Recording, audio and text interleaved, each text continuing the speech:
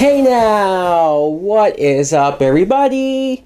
My name is Mike Brown, aka ReviewKingMB, and I am still doing my 31 days of horror movie reviews with Fright Night.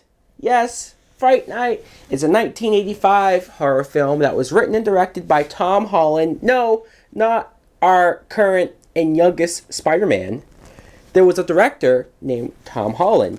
And the plot of this movie is we meet Charlie Brewster, who he has a girlfriend, Amy, and he's a very big fan of this horror TV show, Fright Night, that's hosted by Peter Vincent, who is an actor that hunted and slayed vampires and creatures in movies.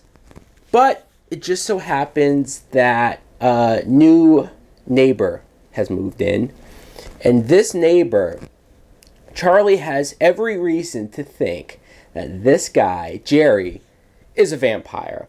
And yes, it sounds crazy, it sounds far-fetched. Nobody believes him, including his mom, his girlfriend, his friend, the policeman. Like, nobody in the town believes him.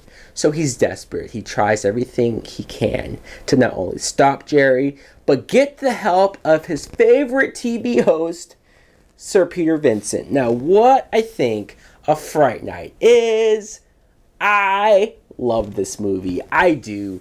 I wasn't alive when this movie first came out, and I didn't watch it till I was probably a teenager, maybe close to the same age that Charlie is supposed to be in this movie. But I was young enough to relate to this movie and go with this movie, because I still like horror, but I used to love horror even more when I was a teenager. And so I connected with this Charlie kid. I understood why he was fascinated by all of that stuff. And I even like his relationship with his girlfriend Amy, played by Amanda Beers, because she's a good girl. She's a nice girl. And I get where she's coming from. I get why she gets so frustrated with him, especially at the beginning, because he's a kid and he's easily distracted and might not be listening to every single thing that she says. But again, I relate to Charlie, who is played by William Ragsdale, by the way. And I just really like Charlie. He's a likable guy. He's never like annoying or too over the top. I know what he's saying about his neighbor sounds crazy, and I understand why every other character doesn't believe him. But he never comes off like he's too crazy or too unbelievable, at least for the viewers, because we know that he's telling the truth. Now, I want to talk about Peter Vincent. He's played by Roddy McDowall, and Peter Vincent in this movie is so great. He's so subtle with his comedy, with the humor, just his facial expressions or the little tics that he does. It's comedy gold. It's great. And I like how he had this long, successful career, and a lot of people know him from those old horror movies and whatnot, and he's hosting this TV show that gets canceled because, as he says, nobody wants to watch vampires and werewolves and ghouls and goblins anymore. No, they'd rather watch a guy in a hockey mask go off and kill teenagers who are having sex. Clearly, this was during a time when Friday the 13th was at its peak, was at the top of its popularity, and I love that little nod, that little reference. But I also love how much he's standoffish to Charlie, because again, I like Charlie, but what he's saying does sound insane. And Peter Vincent, he's like, dude, I'm just an actor. None of this is real. What are you talking about? And I love his hesitation when Charlie's trying to beg and plead with him to help him, because he's an older guy. It's not going to be the easiest thing, even when he does maybe believe at some point that something's up. He knows maybe physically he's not up for the challenge. No, but I have to talk about Jerry. Jerry is one of the most memorable things about this movie. He's played by Chris Sarandon, and Jerry just has this cool, suave thing about him. When he's a likable guy, he's charming. You get why everybody's just willing to go along with him and whatever he's saying. It's like, I'm sure he's a nice guy. He is. But then there's moments where he's super creepy. Obviously, we're Charlie. We see out his window. We see random women going to his house and then disappearing. And his Jerry's roommate, Billy, discarding bags that look like have bodies in them and tossing them off, and just it looks super sketchy. And there's moments when Jerry realizes that Charlie's on to him or that he's snooping around too much. He gives him these looks, these stares, these intense looks, even from across the way in this window. There's one scene where he makes it into his house, and not only just his demeanor and how creepy it is, but the subtlety, the slow build factor of like what is Jerry about to do to this poor kid, even his mom. Like, you don't know, he's capable of anything.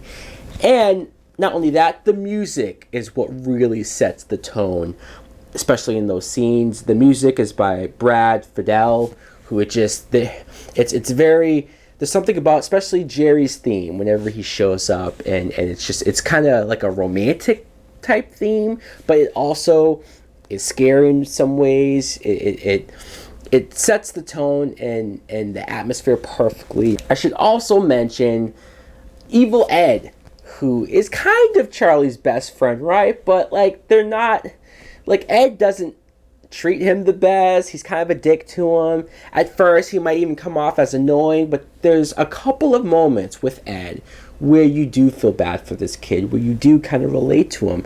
One scene where Jerry is stalking him, going after him, and Jerry sort of says, "I know you've been picked on. I know people treat you like crap," which kind of explains why Ed does act the way that he does, and why he is just so weird himself. And Jerry's like, "I will make sure nobody bullies you. Nobody will hurt you ever again." And just the look that Ed gives Jerry, tears in his eyes, and he goes with him. It's just, you can't help, because if I'm in that kid's situation, I very well might do the same thing. You do. And also the scene where you think that Jerry turns Ed into a vampire because, well, he's a vampire. That's what he does, right? Well, Ed at one point turns into a werewolf, and you're like, what? Jerry can turn people into werewolves?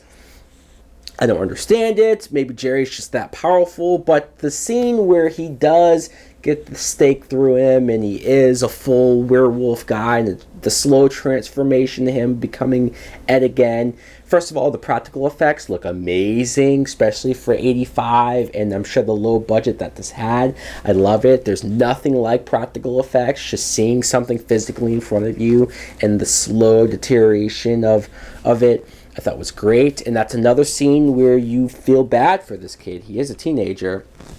Another really creepy moment I have to mention is just, well, the whole idea of Jerry specifically targeting Amy, because Amy is truly a victim in all of this, really. And the scene where they're running away from him, Charlie and Amy, they sneak into this club, and Jerry is like stalking Amy, and he has this powerful gaze on her and almost hypnotizes her and makes her... It's so weird when you see them dancing, because it's like you don't know, is he forcing her to do this because she looks into it, but how much of that is the effect Jerry has on her? Is this kind of rape? I mean, yeah, she doesn't look like it, but there's something underlining there that's very creepy. And then, as I mentioned, the practical effects, the end battle, I guess you want to call it, where Charlie and Peter Vincent go to the house and they finally take the fight to Jerry, and you really get a good look at what not only he is, but what Billy is.